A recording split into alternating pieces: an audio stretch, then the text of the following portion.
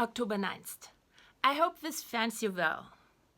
In any case, grab a coffee and let's talk about a realistic utopia of a fair society, as only that is the type of society that will eliminate violence from our lives. Why I'm saying that, and saying it with confidence?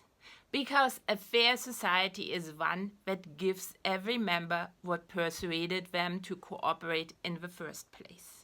The security necessary to engage in random searches in pursuit of the high payoff only these random searches offer. That's the prerequisite that all fulfill their obligations stemming from the social contract that establishes the structures and rules of the corporation freely.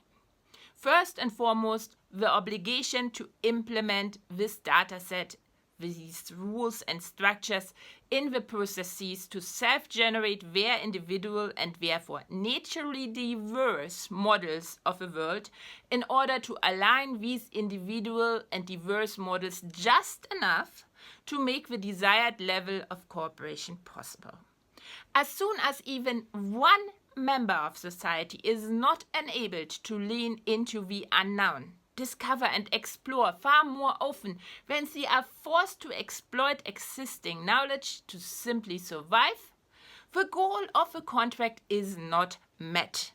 And not only for this one member, but for all members, because of how random searches work. In a random search, it is not predictable when, where, how, and what exactly is found. That's what makes them such a high risk that individuals alone can't engage in them.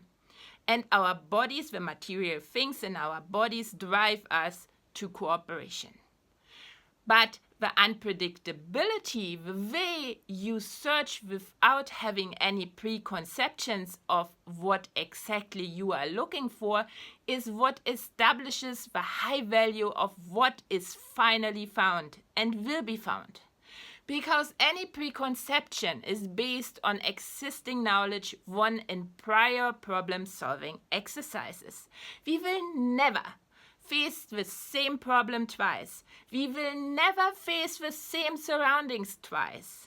It might give us a sense of security to label something and then believe that the rules things we did to solve this problem in the first place will be applicable now again, like calling a state apartheid state and just believing because we somehow dealt with it in one country, it will work for the same solutions will work for the next. And this gives us some security because we know how to deal with the thing. That's not true. Every moment requires its own exploration and interactions. Every member in society not engaging in that, but applying existing knowledge is a chance less for all to discover what can and must be discovered. The solutions, for example, to our problems. So, when the cooperation isn't working out the way it is meant to, when the members don't get out of it what had convinced them to join the cooperation, why then should the members meet their obligations and continue to align their individually generated models of the world? Simply exploiting existing knowledge to survive is something we can all do alone. We can survive alone. And do it while self-generating our models of a world as we think serves us personally best. The answer is therefore, no, we wouldn't do it. But just as some are at the bottom of society, others are at the top. And while their chances to hit the biggest jackpot possible, too, diminish with every member of the cooperating group who is unable to conduct their own random searches and is forced to exploit existing knowledge simply to survive, they get far more out of the arrangement than they would by living alone. especially because the exploitation of existing knowledge is a kind of search that delivers its payoff at a predictable place and time in a somewhat predictable fashion, at least for a while, as small as it may be. And that enables these people to siphon this payoff off, what enables them to do some random searches, even if the results will never be as good as if the whole group would be able to engage in the random searches. So they don't want to give up what they got. The only way to make everyone else continue the arrangement, because that's what it takes if they don't want to give up what they already got, including those experiencing a loss due to the corporation, is to force them with violence or the threat thereof to continue to accept that part of their reality is based on the existing dataset. That didn't work out for all.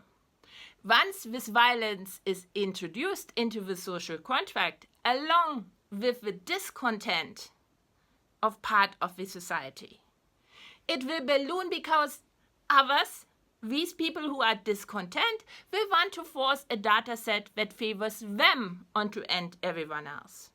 Hence, the only way to stop wars and any other version of violence or threat thereof is to implement a truly free and fair society, one that enables every member to lean into the unknown and explore their surroundings in a fashion of random search. Any thoughts?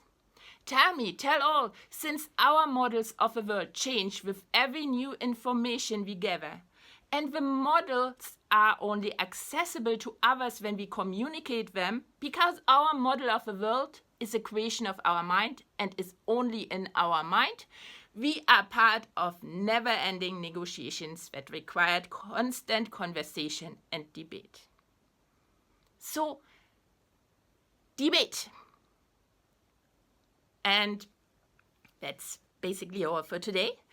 I will be back tonight with a TikTok live where I prep our dinner. It's pasta, some kind of pasta I'm doing tonight, while I'm talking about just that.